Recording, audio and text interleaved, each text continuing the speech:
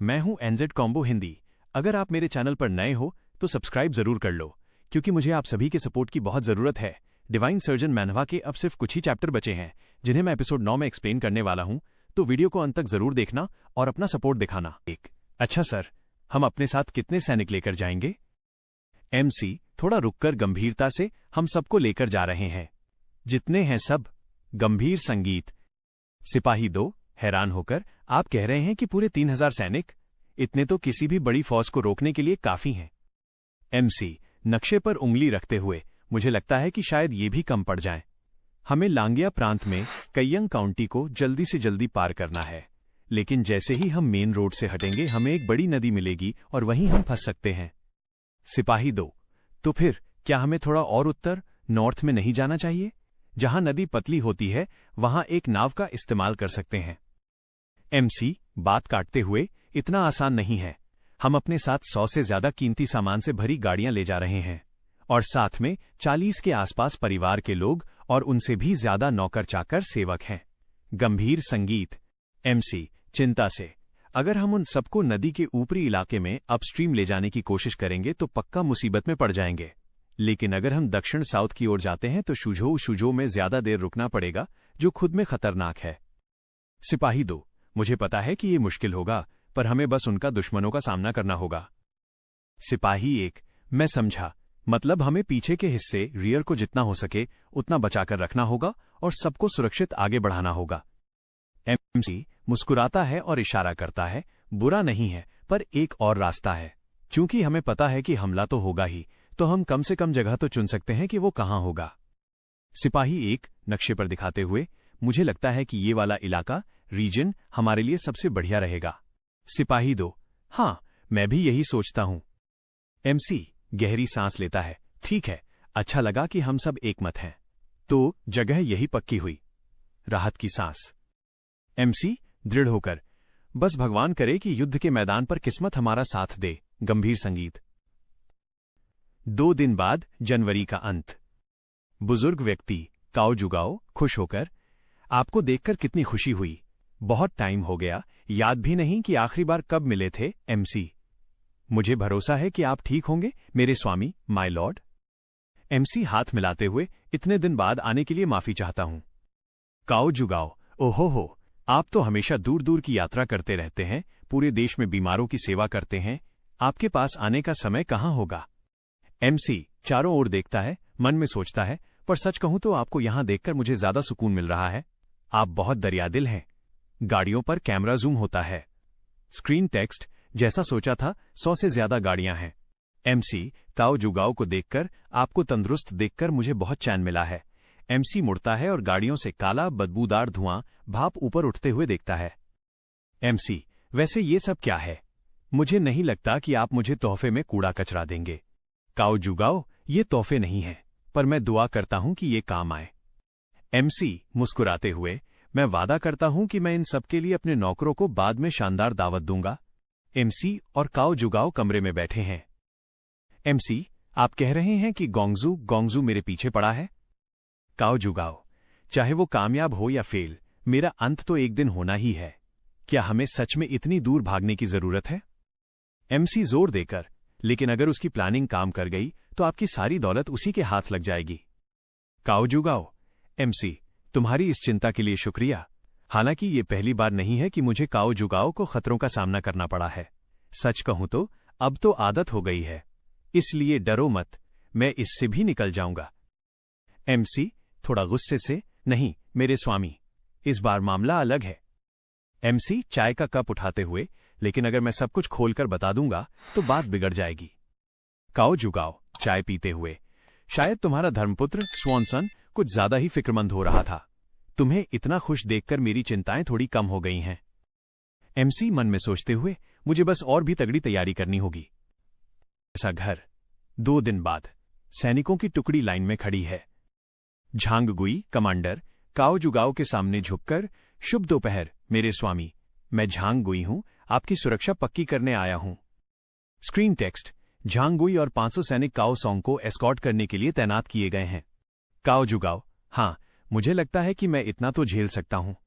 Screen text, काओ song ने काओ काओ के 5000 घुड़सवारों के एस्कॉर्ट के प्रस्ताव को ठुकरा दिया। काओ जुगाओ, ये मत बताना कि वो लड़का भी मेरी हिफाजत करने वाला है। एमसी, नहीं, वो बस मेरा शागिर्द अप्रेंटिस है। एमसी, क्या हमें निकलना चाहिए मेरे स्वामी? काओ जुगाओ, बहुत ठीक है। घोड़ों के चलने की आवाज। वे घोड़ों पर सवार होकर निकलते हैं। एमसी और नौकर बदबूदार गाड़ियों के पास हैं। काओ जुगाओ, मुझे कहना पड़ेगा ये बदबू थोड़ी ज्यादा ही है। Screen text. नौकरों को सड़ी हुई मछली की बदबू को एक तरह के भेष डिस्गाइज के तौर पर सहना पड़ रहा है। एमसी, हा, थोड़ा सह लीजिए मेरे स्वामी, ये बस एक छोटी सी एहतियात है। काओ जुगाओ, फिर भी ये हद से ज्यादा है। काओ जुगाओ, खैर, मुझे नहीं लगता कि हम किसी लुटेरे बैंडिट्स को अपनी तरफ खींचेंगे। बुरा भेष नहीं है, मानना पड़ेगा, पर बस उससे ज्यादा कुछ नहीं। एमसी, जरूर मेरे स्वामी। सड़क पर चलते हुए सैनिकों और गाड़ियों का लंबा शॉट। उस दिन देर शाम थी। कयांग काउंटी के पश्चिम में स्थित एक नाव घाट फेरी डॉक पर एमसी अपने घोड़े पर सवार थे। पास ही यांग नाम के एक बुजुर्ग व्यक्ति भी थे। यांग ने कहा, मैं समझ गया, आप घाट से नावों का इस्तेमाल करने की योजना बना रहे हैं। एमसी ने उत्तर दिया, हाँ, इतने सारे सामान को देखते हुए मैंने फैसला किया कि नदी का रास्ता ही सबसे अच्छा होगा। मैंने समय से पहले ही नावें किराए पर ले ली थीं, तो चलिए अभी चलते हैं। अचानक यांग ने आसमान की ओर देखा और चिंतित होते हुए बोले, वो क्षितिज पर धूल का बादल कैसा है? एमसी ने धूल के उस विशाल बादल को देखा। उनका चेहरा गंभीर हो गया। एमसी ने कहा, इतनी धूल का मतलब सिर्फ एक बात हो सकती है, फौज आगे बढ़ रही है। धत, मैंने सोचा था हम जितनी जल्दी हो सके यात्रा कर रहे हैं, और फिर भी चूंकि वे पूर्व से आ रहे हैं, यह ताओ कियान की सेना ही होनी चाहिए। थोड़ी राहत महसूस करते हुए एमसी ने जोड़ा, अच्छी खबर यह है कि वे वहीं आ रहे हैं जहां हमने उनकी उम्मीद की थी। सर झांग, हम अपनी योजना पर कायम रहते हैं। यांग ने आज्ञाकारी स्वर में कहा, जी मालिक। पर मन ही मन सोचा, तारांकन, मुझे फायदेमंद जगह पर जाना होगा। उन्हें ठीक से देखना मुश्किल है, लेकिन मुझे यकीन है कि वे घुड़सवार सेना है। कितने हैं वे? जब उन्हें लगा कि ये सही जगह है तो उन्होंने जोर से आवाज दी, रुक जाओ। एमसी ने शत्रु सेना को ललकारते हुए कहा, मैं हुआ फू, सहायक ग्रैंड सचिव हूं, जो इस समय पूर्व ग्रैंड कमांडेंट लॉर्ड काओ जुगाओ को एस्कॉर्ट कर रहा हूं। मुझे नहीं पता कि आप किसकी सेना है, लेकिन अगर आप एक और कदम भी बढ़ाते हैं तो मैं उसी तरह जवाब दूंगा।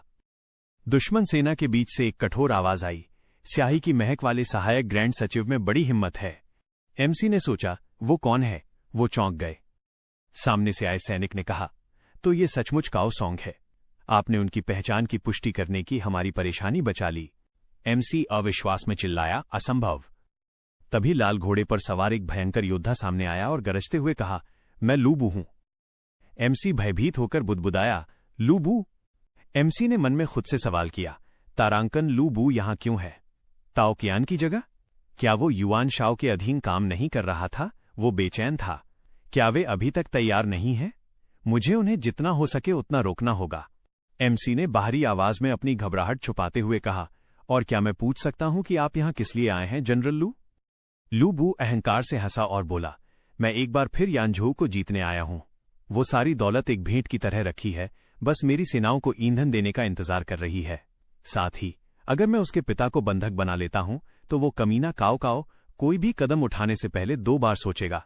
एक तीर से 2 शिकार। एमसी को गुस्सा आ गया, पर उसने खुद को शांत रखते हुए कहा, मुझे डर है कि आपकी योजनाओं की पारदर्शिता को देखते हुए मैं समझता हूं कि आपका इरादा किसी को भी जिंदा छोड़ने का नहीं है। लू बू ने उपहास किया, जाहिर है यहां जिसे बख्शा जाएगा वो सिर्फ काओ सोंग है। एमसी ने सदमे में सांस ली। ओह! एमसी ने घोड़े को घुमाते हुए चुनौती दी, वाह, ये इस साल का सबसे बड़ा मजाक है जो मैंने सुना है। क्या आपको एहसास नहीं है कि अगर हम में से एक भी बचकर निकल गया तो आपकी पूरी योजना फेल हो जाएगी? तेज चलो। लू बू क्रोधित होकर दहाड़ा, मूर्ख, तुम्हें क्या लगा कि हम पूर्व से क्यों आए? तुम फंस चुके हो।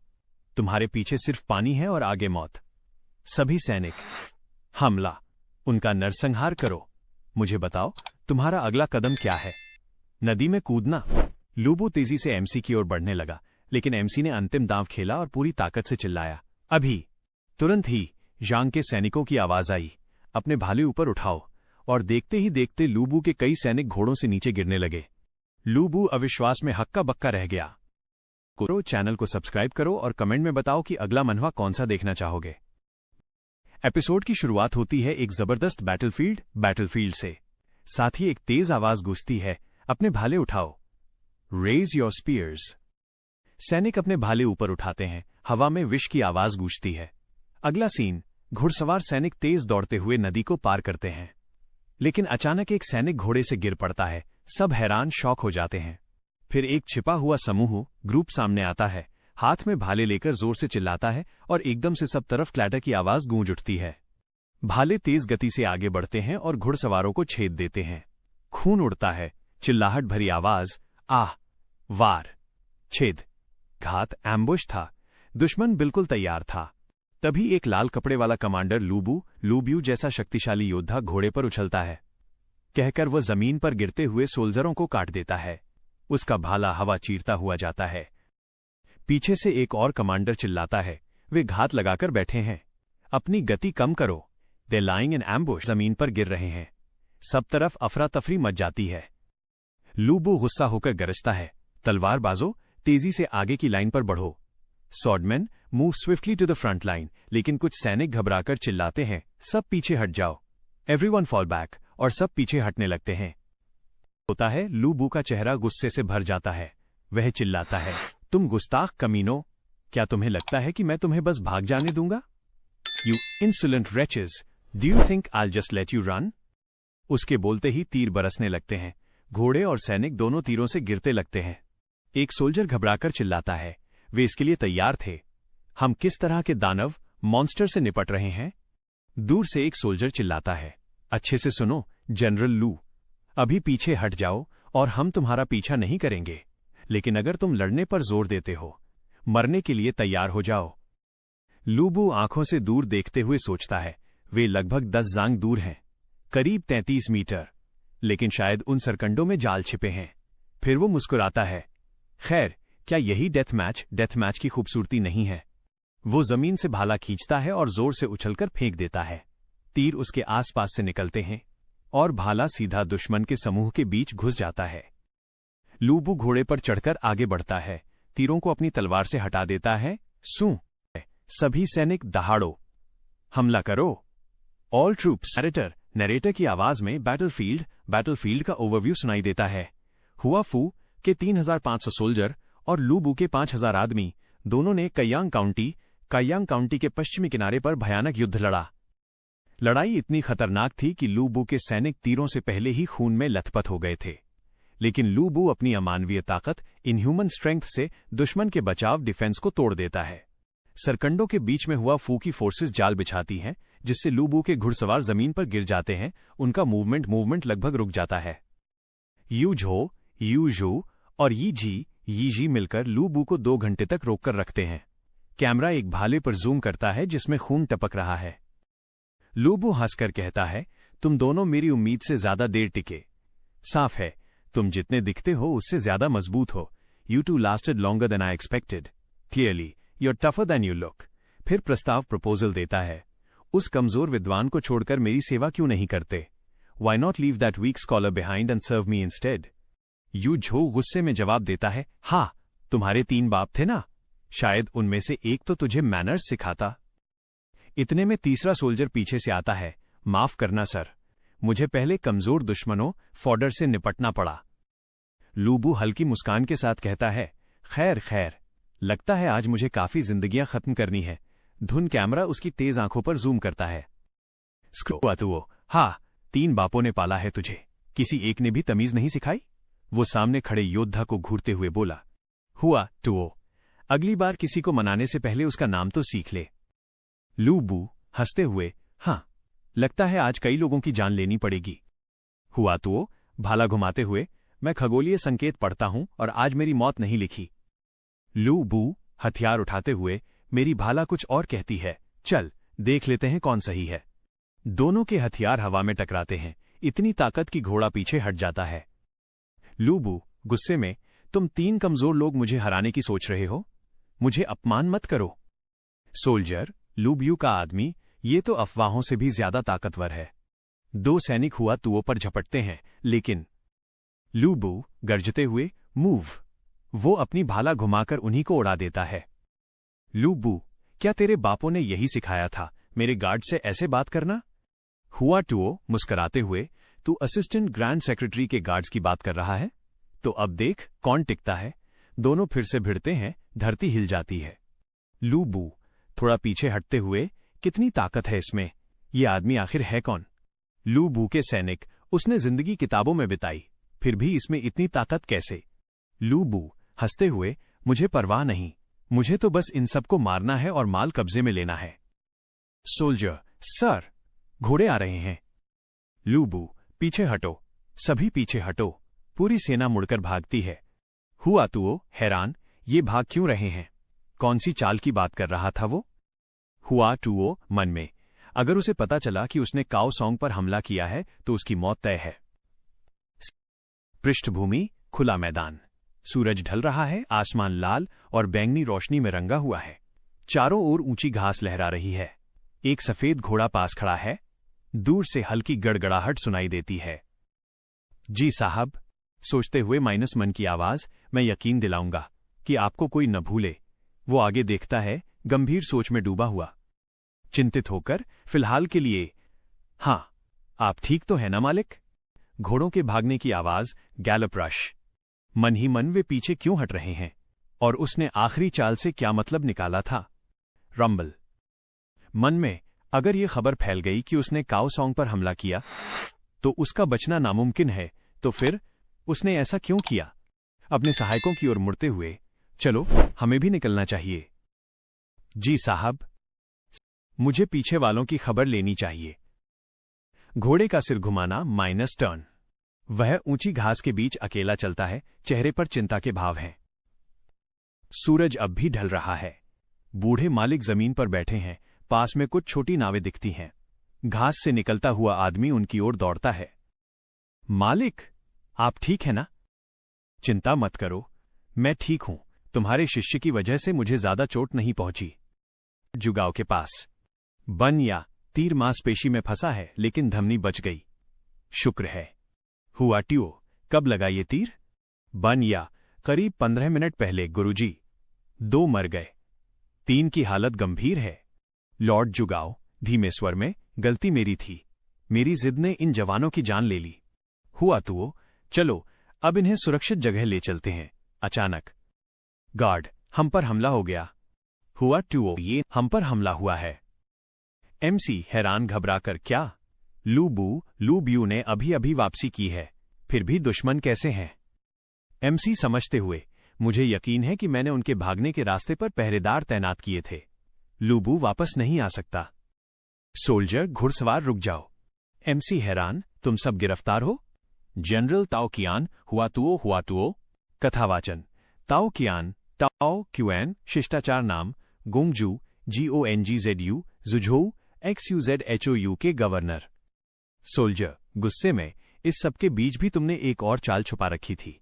तुम वाकई कुछ हो। मैं सुनिश्चित करूंगा कि तुम्हें भुलाया न जाए। एमसी संदेह में, रुको, क्या उसने ताओ कियान के सैनिकों की वजह से वापसी की? एमसी गुस्से में ताओ कियान। एमसी चिल्लाती है, तुम मूर्ख। एमसी आरोप लगाते हुए, क्या तुम कुछ ऐसा करोगे जिसे तुम कभी वापस नहीं ले सकते, सिर्फ दौलत के लिए? दहाड़, गूंज। जनरल ताओ कियान गुस्से में, इस पागलपन के लिए तुम कितनी जिंदगियां कुर्बान करने को तैयार हो? हुआ तुओ, तुम बहुत कठोर हो रही हो। हुआ तुओ। सीन 2। हुआ तुओ, सबसे पहले तो मैं उस संपत्ति की मात्रा को तुच्छ नहीं कहूंगा, लेकिन मेरे इरादों को पैसे के लालच जैसी छिछली चीज में मत बदलो। अगर और कुछ नहीं तो मुझे कम से कम उस संपत्ति को काओ के हाथों में जाने से रोकना होगा। नपुंसक का पोता बहुत शक्तिशाली हो गया है। जनरल ताओ कियान बेचैनी से, लॉर्ड जुगाओ को अभी सुरक्षित स्थान पर ले जाओ अब, और घायलों को भी साथ ले जाओ। सोल्जर, हाँ मास्टर। जनरल ताओ कियान गंभीर, मेरा विश्वास करो, मैं तुम्हारे प्रति किसी भी तरह की नफरत से प्रेरित नहीं हूं, लेकिन ऐसे अराजक समय में भावनाओं के लिए कोई जगह नहीं है। हुआ तुओ, धिक्कार है। हुआ तुओ, आंतरिक एकालाप, पहले लूबू तब प्रकट हुआ जब उसे नहीं होना चाहिए था, और अब ताओ कियान ठीक इतिहास की तरह सामने आया है। चीजें गंभीर रूप से गड़बड़ होती जा रही हैं, लेकिन मुझे इस बारे में बाद में सोचना होगा। अभी ताओ कियान को रोकना सबसे पहले आता है। मैं तो उस पागलपन के बारे में सोचना भी नहीं चाहता जो काव काव फैलाएगा अगर लॉर्ड जुगाओ अपनी जान गंवा बैठते हैं। सोल्जर, मास्टर हुआ तुओ, हम में से कितने लोग लड़ सकते हैं? हुआ ट्यो, 2000 से थोड़ा कम। तब तो हम नुकसान में हैं। कथावाचन, ताओ कियान की सेना में 10,000 सैनिक हैं। सोल्जर, जाइए मास्टर, हम उन्हें रोके रखेंगे। हुआ तुओ, गंभीर, मुझे डर है कि अब बहुत देर हो चुकी है। हुआ तुओ, दृढ़, हम वापस हटते हैं। सोल्जर, चिंतित, क्षमा करें, इस समय पीछे हटना संभव नहीं है, उन सभी सैनिकों के ठीक पीछे होने पर। यह निश्चित रूप से आसान नहीं होगा। हुआ तुओ, लेकिन रात की हवा दमदार है। गो अहेड, और जो कुछ हमने तैयार किया है उसे बिखेर दो। जनरल ताओ कियान, घुड़सवार, धिक्कार है, मुझे उम्मीद नहीं थी कि हुआ तुओ काओ सॉन्ग को एस्कॉर्ट कर रहा होगा। जनरल ताओ कियान, आंतरिक एकालाप, अगर ये बात बाहर आ गई कि मैंने उसके रास्ते में खड़ा हुआ तो जनता और हर सामंती स्वामी जिसे उसने बचाया है मेरे खिलाफ हो जाएंगे। क्या मुझे अब बहुत देर होने से पहले पीछे हटना चाहिए? नहीं, मैं काओ को उसके पिता की संपत्ति से मजबूत नहीं होने दे सकता। इसके अलावा कौन मानेगा कि मैं यहां 10,000 आदमियों के साथ सिर्फ उसका स्वागत करने आया था? अब जो होना था हो गया। जनरल ताओ कियान, स्वयं से, मुझे डर है कि ये असंभव है, यानी जब तक तुम ये सुनिश्चित नहीं कर सकती कि हजारों मुंह बंद रहें। क्या तुम सहमत नहीं हो कि उन्हें खत्म करना कहीं आसान विकल्प है? जनरल ताओ कियान, दृढ़, मैं उम्मीद करता हूं कि तुम इसके लिए मुझ पर नाराज नहीं होगे। जनरल ताओ कियान, आदेश, सभी सैनिक हमला करो। सैनिक हमला करते हैं। सोल्जर हुआ ट्यो से, मास्टर, हमने सब कुछ बिखेरना खत्म कर दिया है, हमें जल्दी करनी चाहिए। बनिया और लॉर्ड जुगाओ कहाँ हैं? हुआ तुओ, निश्चिंत रहो, मैंने उन्हें घोड़े पर भेज दिया है ताकि वे इस झमेले में न पड़ें। जनरल ताओ कियान चिल्लाकर, हुआ तुओ, ये मत सोचना कि अंधेरा तुम्हारे भागने को छुपा लेगा, सरकंडे तुम्हारे रास्ते को धोखा देंगे। सोल्जर, मास्टर हुआ तुओ, बस इतना काफी होना चाहिए, मैं अब यहां से संभाल लूंगा, इसलिए सैनिकों के साथ वापस हट जाओ। सोल्जर, समझ गया, ईश्वर आपको सुरक्षित रखे। हुआ तुओ, राहत, वाह, उफ। हुआ तुओ, दृढ़, तुम सही हो, अब पीछे हटने में बहुत देर हो चुकी है। हुआ तुओ, गंभीरता से, जब तुम्हारे धन के लालच ने तुम्हें निर्दोषों को नुकसान पहुंचाने के लिए प्रेरित किया है। हुआ तुओ सरकंडों में मशाल फेंकता है, आग फैलती है और ताओ कियान की घुड़सवार सेना को घेर लेती है। ताओ कियान सोल्जर्स, घबराकर, आग का हमला। धीरे चलो। हुआ तुओ, गंभीर, मुझे उम्मीद है कि तुमने परिणामों के लिए खुद को तैयार कर लिया होगा। जनरल ताओ कियान, घबराकर, धक्का मत दो। आर्घ, क्या उसने इस हमले की तैयारी पहले से कर रखी थी? ओल्डर ओपोनेंट को धमकाता है, मुझे उम्मीद है कि तुमने अंजाम भुगतने के लिए खुद को तैयार कर लिया है। बूढ़ा विरोधी आग की लपटों में जलते हुए चीखता है, मत धक्का दो। वो मन ही मन सोचता है, क्या उसने इस हमले को पहले से तैयार कर रखा था? वर्णन, हुआ फू ने आग का इस्तेमाल करके ताओ कियान की सेना को पूरी तरह से चौंका दिया। तेज हवा और सूखी घास ने आग को बेकाबू कर दिया, जिससे ताओ कियान के 500 घोड़े घबराकर भागने लगे। इसके बावजूद ताओ कियान के पैदल सैनिकों ने हुआ फू का पीछा करना जारी रखा। वर्णन, पीछे हटने के दौरान यीजी और यू झोउ ने हुआ फू की मदद की। वे सबसे पीछे रहकर ताओ कियान की सेना को रोके हुए थे ताकि बाकी लोग सुरक्षित निकल सकें। 2. सबको चिल्लाकर निर्देश देता है, जो लड़ने के लिए बहुत थक गए हैं जगह बदलो, फॉर्मेशन बनाए रखो, घायलों को बानिया के पास भेजो। कमांडर बूढ़ा विरोधी दृढ़ संकल्प से कहता है, तुम में से कोई भी यहां नहीं मरेगा, हिम्मत रखो। घायल लॉर्ड जुगाओ हांफते हुए कहता है, हाँ, हम लगभग पहुंच चुके हैं मेरे स्वामी। दृश्य, घायल हिस्से पर एक फूला हुआ खूनी पट्टी बैंडेज दिखाई देती है जो बहुत सूजी हुई है। बानिया, जो शायद चिकित्सक है, चिंतित होकर मन ही मन सोचता है, उसकी पूरी जांघ सूजी हुई है। सबसे अधिक संभावना है कि अंदरूनी रक्तस्राव, इंटरनल ब्लीडिंग हुआ है। क्या तीर ने उसकी रक्तवाहिकाओं, ब्लड वेसल्स को नुकसान पहुंचाया है? उसे तुरंत सर्जरी की जरूरत है। अगर ऊतक, टिश्यू मरने लगा तो मामला गंभीर हो जाएगा। सुरक्षित जगह पहुंचते ही मुझे खुद ही उसका ऑपरेशन करना पड़ सकता है। तभी सरसराहट, रस्टल की आवाज आती है। बानिया को स्थिति का एहसास होता है और वह दृढ़ संकल्प से अपनी ढाल या हथियार उठाते हुए कहते हैं, लानत है। आगे देखते हैं। 3. पिछला पहरा, रियर गार्ड एक्शन। दुश्मन का सैनिक चिल्लाता है, हमला। दुश्मन सैनिक या आह की आवाज के साथ हमला करते हैं। बाण या लड़ाई में शामिल हो जाता है, तलवारें टकराती हैं और कोई आह करके गिरता है। बाण या हाफते हुए मन ही मन सोचता है, हा, और वे तो शुरू से ही थके हुए थे, उन्होंने जरूर जल्दबाजी में हमारा पीछा किया होगा। वो दृढ़ता से सोचता है। हालांकि एक बार जब सुदृढ़ीकरण रीइंफोर्समेंट्स आ गए तो हमारा काम तमाम है। हमें भागने का रास्ता सुरक्षित करना होगा। मुझे पीछे से लॉर्ड की रक्षा करते हुए बाहर निकलने का रास्ता ढूंढना होगा। फूश। तभी खून का छींटा स्प्लैटर उड़ता है। ये जी खून से लथपथ सख्ती से कहता है, हम्फ। दृश्य। अचानक फशक की आवाज के साथ एक आकृति दिखाई देती है जो हमलों को हटा रही है। ये जी राहत और आश्चर्य से कहता है, सर झांग, यहां इतनी देर से आने के लिए मुझे माफ करना। सर झांग ध्यान केंद्रित करते हुए कहते हैं, सर बान, कृपया लॉर्ड जुगाओ की सुरक्षा करें। सर झांग दृढ़ निश्चय के साथ कहते हैं, मैं रास्ता खोलता हूं। 4 थान यानझोउ का प्रशासनिक कार्यालय। चरित्र एक तलवार पोंछता हुआ कहता है, वो लगभग 2 सप्ताह में यहां होगा, ज्यादा से ज्यादा 1 महीने में। वो चरित्र मन ही मन झुंझलाहट में सोचता है, तस्क, ये सब बहुत आसान होता अगर पिता ने मुझे तब उसका एस्कॉर्ट करने दिया होता जब मैंने पेशकश की थी, लेकिन उन्हें मुझे युआन हुआ को भेजना ही था, और अब मुझे बुरा लग रहा है। दृश्य। वो चौंक जाता है जब उसकी उंगली पर एक छोटा सा कट लग जाता है। चरित्र एक मजाकिया अंदाज में कहता है, अपनी ही तलवार से कट गया, इसे कहते हैं बुरी किस्मत। मुझे आश्चर्य है कि इसकी भरपाई के लिए किस तरह की अच्छी किस्मत मेरा इंतजार कर रही है। वो जोर से हंसता है, बवाहा हा। 5 हुआ फू ने लॉर्ड काओ सोंग की जिम्मेदारी बान या से ले ली। वर्णन। पीछा करने वालों से बचने के लिए उन्होंने अपने घोड़े छोड़ दिए और पैदल भागने लगे। वर्णन। हुआ फू और यू झोउ ने जो कुछ भी उनके पास था उसके साथ युद्ध के मैदान से पूरी ताकत से भाग रहे थे। यू झोउ हुआ फू को ले जाते हुए हाफते हुए कहता है, हा, बस थोड़ा और। हाफ, हम लगभग पहुंच चुके हैं मेरे स्वामी। हुआ फू दबे स्वर में दृढ़ता से कहता है, तुम्हें सहना होगा, अगर तुम गिर गए तो सब व्यर्थ हो जाएगा। पीछा करने वाले चिल्लाते हैं, उनके पीछे जाओ, वे ज्यादा दूर नहीं जा सकते, वे हमारे ऊपर हैं। यू झोउ घबराकर कहता है, लानत है, इतनी जल्दी। पीछा करने वाला चमकती रोशनी के साथ चिल्लाता है, वहां। एक चरित्र मुड़कर पीछा करने वाले का सामना करता है। पीछा करने वाला चिल्लाता है, वहां, वे पहाड़ों की तरफ जा रहे हैं। यू झोउ रोशनी वाली आकृति की तरफ देखकर उसे दूर जाने का इशारा करते हुए कहता है, बस खड़े मत रहो। मैंने कहा, पहाड़ों की तरफ, मेरा पीछा करो, अभी। यू झोउ रोशनी वाली आकृति खुद का बलिदान करते हुए कहता है, मैं तुमसे मुलाकात की जगह पर मिलूंगा।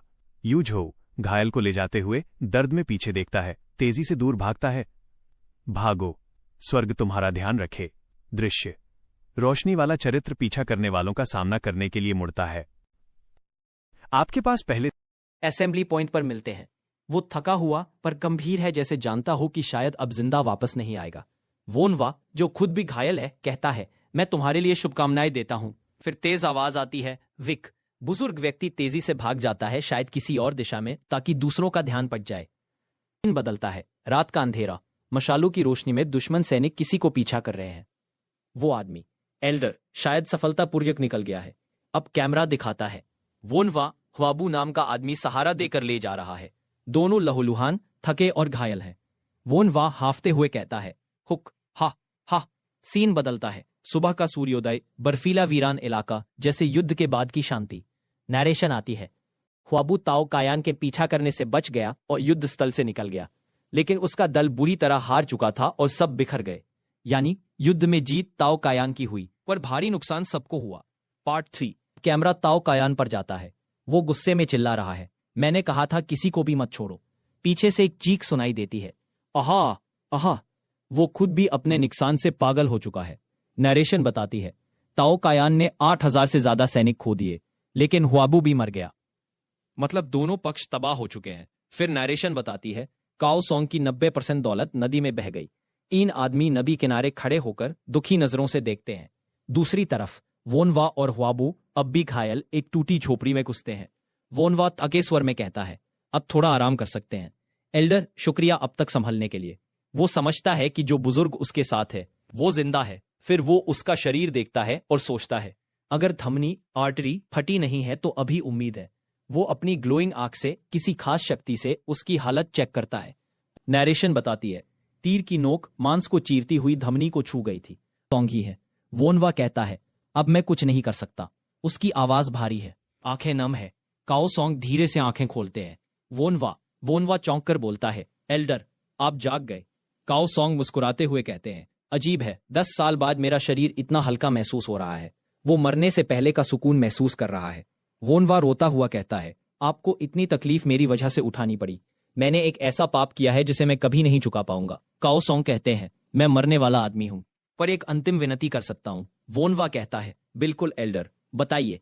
काओ सॉन्ग अपनी अंतिम इच्छा बताते हैं, मेरी जो भी संपत्ति क्याओ काउंटी में बची है उसे आज मरने वालों के परिवारों में बांट देना। धन ही मेरा आखिरी सहारा है, लेकिन ये आदरपूर्वक दिया जाए। वोनवा दृढ़ आवाज में कहता है, मैं ऐसा ही करूंगा।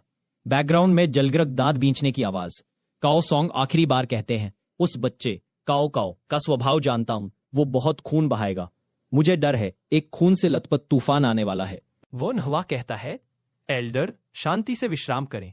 नरेशन आती है, कियाओपिंग के चौथे वर्ष साल 179 दूसरे महीने के तीसरे दिन काओ सॉन्ग का देहांत हुआ।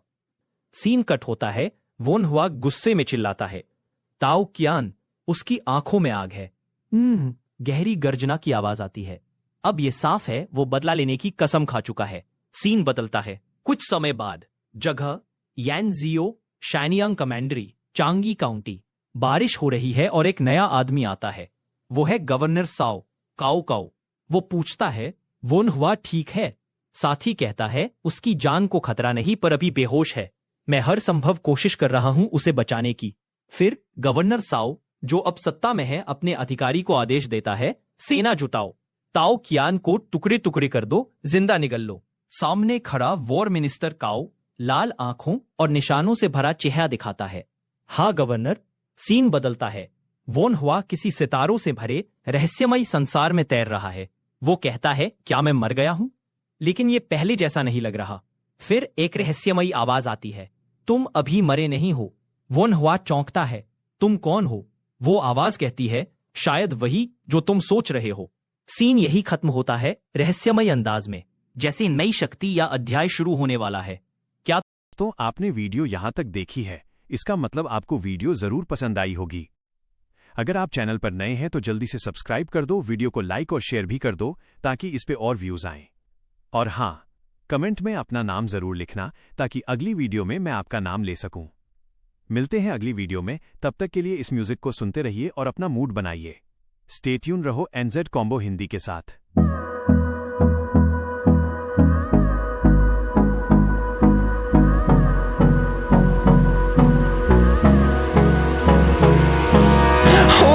Close till I get up. Time is barely on our side. I don't wanna waste what's left. The storms we chase are leading us, and love is all we'll ever trust.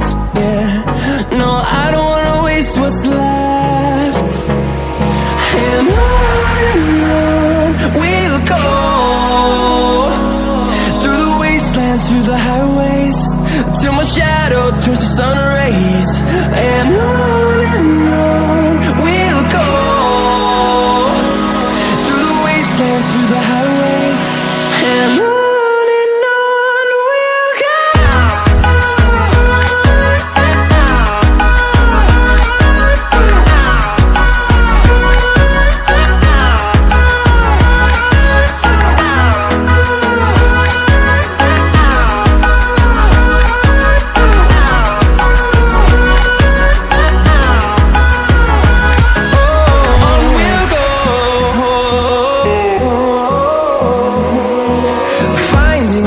Along the way, melodies we haven't played. No, I don't want no rest. Echoing around these walls, fighting to create a song. I don't wanna miss a beat. And on we'll go, through the wastelands, through the highways, till my shadow turns to sun rays. And on we'll go.